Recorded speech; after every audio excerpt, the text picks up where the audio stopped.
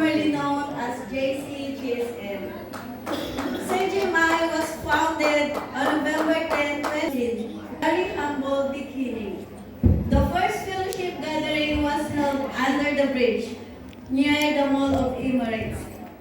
Thanks to the dedication of Pastor Donald D., Sister Merlita Espanola, Sister Angelina D., and Brother Manuel de Guzman, who were among the founding members of what would become JCGSM and later CGMI.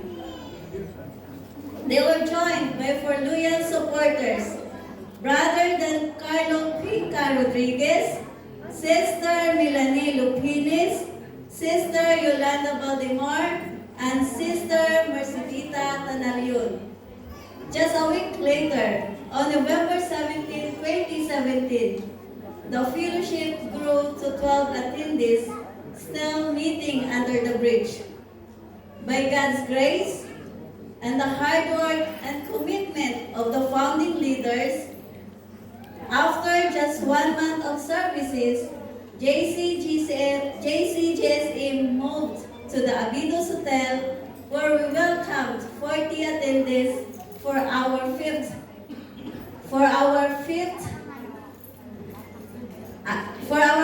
fellowship gathering. From there, the church continued to grow rapidly, and after 5 months, we moved to Grandeur Hotel, where we stayed for 7 months. As the ministry flourished, we eventually moved to a 6-bedroom Villa Vidro in Albarcia near the Mall of Emirates, where we are currently based.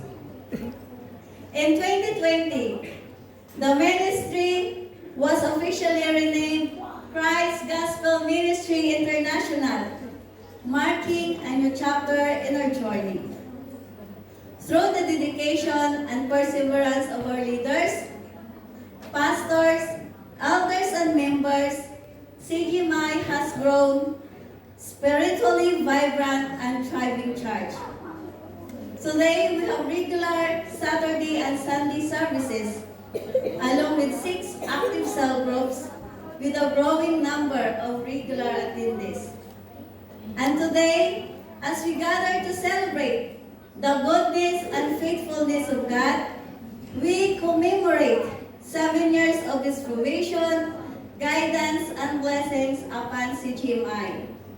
Truly, this is a day to rejoice in the fruitfulness of what He has done in and through this ministry. We praise God for bringing us this far and look forward to the many more years of His work in our lives. Happy 7th anniversary, Christ Gospel Ministry!